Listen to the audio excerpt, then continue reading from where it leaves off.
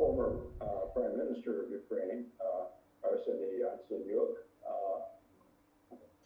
Prime Minister. Hello, sir. Hello, everyone.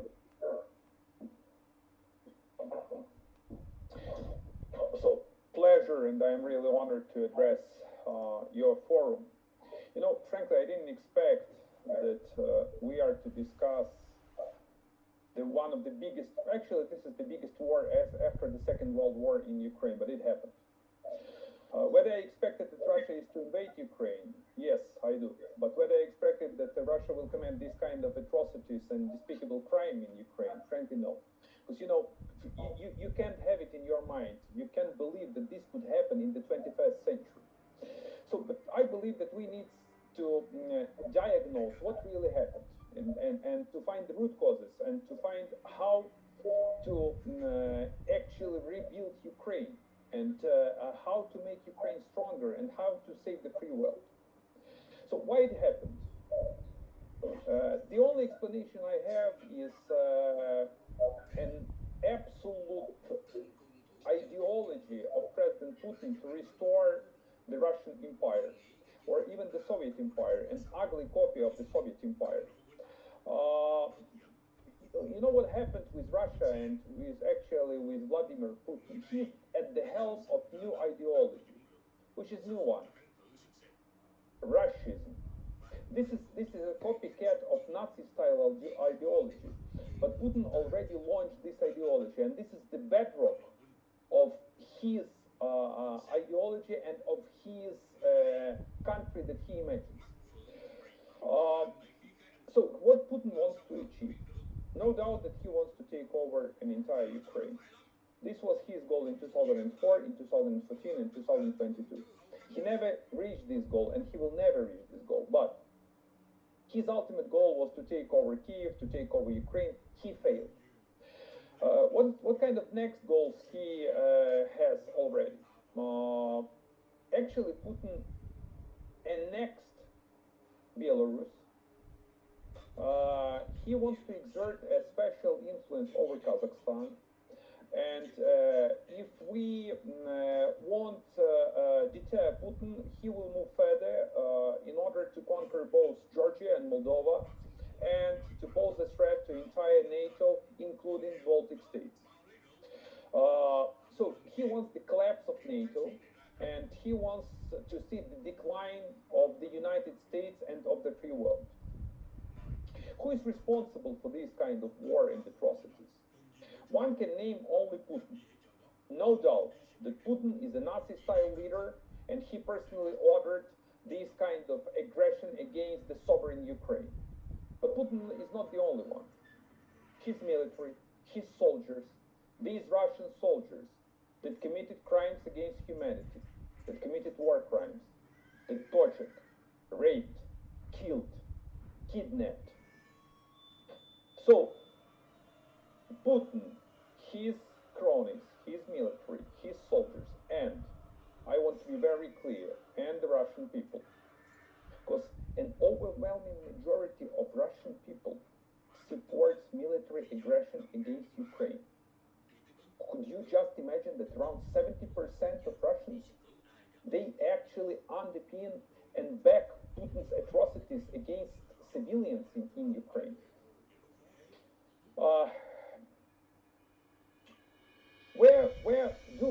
Is there any kind of failures on our side, I would say? Yes, there are. And let me put it bluntly.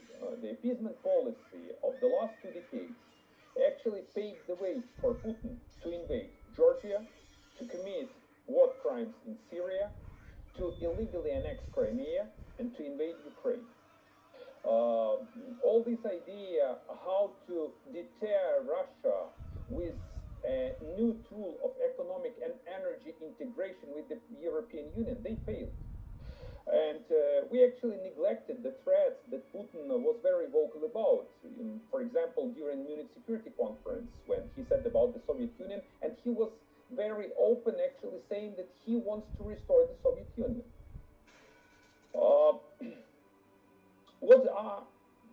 What kind of goals do we have right now? I mean, we as the free world. And we as Ukrainians, the most important goal and the crucial one is to save Ukraine and to save Ukrainians. Could you imagine that we already have around 12 millions of those who fled the country and internally displaced persons? It is 2 times population of Massachusetts. Could you imagine that they are killing innocent people, innocent Ukrainians, kids? What is happening right now on the ground is just unbelievable, unimaginable. So the biggest priority and the most important task is to save Ukraine and to restore territorial integrity of the Ukrainian state.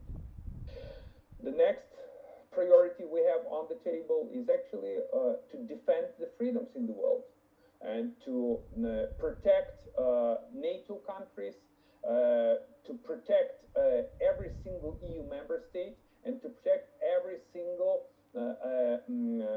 countryman of the free world. Where we are right now, Ukrainians are fighting like hell.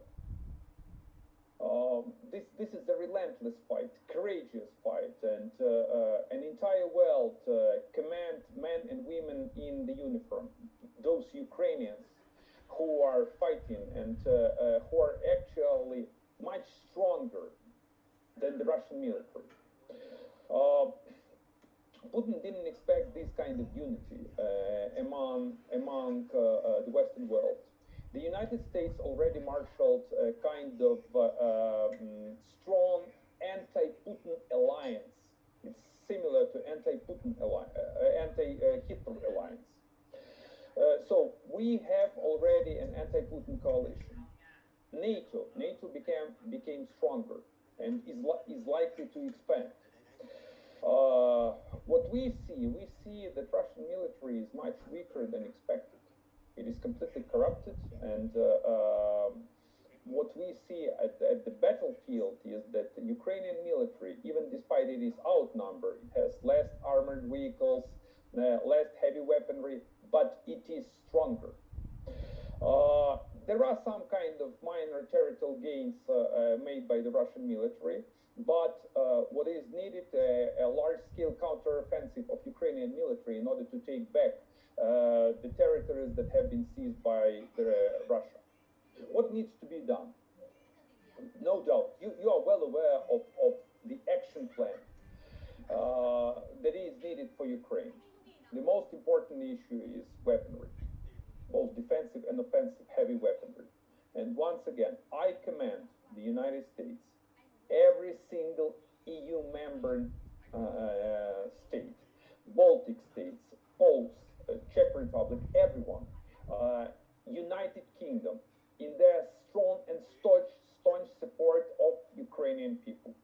Sanctions, both preliminary and secondary sanctions. And we expect that secondary sanctions will be imposed and the current sanctions will be ratcheted up. We have plenty of deliberations over the energy embargo. Yeah, I know that some folks project a huge GDP decline, for example, in Germany due to energy embargo. Maybe this is to happen in the short run, but in the long run, the Europe has to realize that you need to get off the Russian energy hook, because energy is no longer energy in Russia. This is the weapon, and we realized this in 2014. And I was the prime minister who decided to get rid of dependence on the Russian Gazprom, and we actually reached the goal. What is needed for Ukraine? A large-scale financial support. I will give you the numbers. Could you imagine that we are to have around 70 billion US dollars of the budget deficit till the end of this year? So we are running huge budget deficit, and as for now, in order to survive financially and economically, Ukraine needs to get a very strong financial support from the free world. The data shows that we already received around 5.2 billion US dollars. But the problem is that only 221 million out of this 5.2 billion dollars is a grant, are in grants. The rest are the loans that have to be repaid. Ukraine in a very dire financial situation. So we are not ready to repay this debt in the short run and in the medium run. Uh, in order to offset and to compensate all these losses, I believe that the world has to realize that we need to craft a new global order. A new global order which allows the world to seize and to liquidate Russian assets. An overall amount of Russian assets that has been frozen by the world is around $1 trillion. So we urgently need to pass the legislation which is needed in the United States, in EU member states, in the United Kingdom, all around the world, in Switzerland, in order both to seize and to liquidate these Russian assets and to send them to Ukraine in order to rebuild Ukraine. The second very important issue is how to bring to justice those responsible. The current legal system of International Criminal Court and International Court of Justice, which is in place, is not really effective. So, what is needed a new kind of Nuremberg process against Putin, and this is to be one of the primary targets of the free world. This is completely unacceptable to have the P5 member, which is Russia, that commits atrocities and crimes against humanity in the United Nations. And the UN has urgently to advance itself, to revamp itself in order to save the global peace and order. And the most important, I would tell you that I believe that Ukraine is to win and to prevail. I am strongly confident. And we will build new Ukraine, stronger Ukraine. Ukraine, which is the member of the European Union and NATO. Ukraine with the vibrant democracy. Ukraine with the liberal and effective economic system. Ukraine with no corruption. Ukraine, which is a strong member of the free world. Once again, thank you for a chance to address you, and I want to comment and to tell thank you